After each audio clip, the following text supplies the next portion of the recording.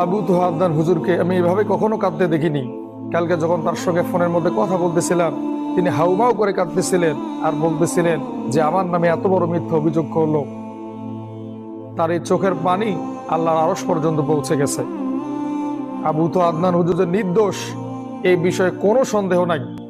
বাংলাদেশের কোটি কোটি মানুষ বিশ্বাস করে যে আদনান হুজুরের স্ত্রী তার নামে যে মিথ্যা অভিযোগ করেছে এটার মধ্যে বাস্তবতার কিছুই নাই। আদনান হুজুরের চরিত্র এত সুন্দর এবং তিনি মানুষের সঙ্গে এত শালীন ভাষায় কথা বলে, মেয়েদেরকে এত ইজ্জত সম্মান দেয়। আজকে তার বিরুদ্ধেই তার নিজের স্ত্রী এত বড় অভিযোগ করলো।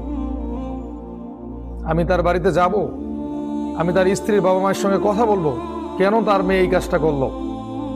আমি এখন ঢাকায় আছি, এই জন্য তার বাড়িতে যেতে পারতেছি না। তো আমি সেই মেয়ের বাড়িতে যাব এবং তার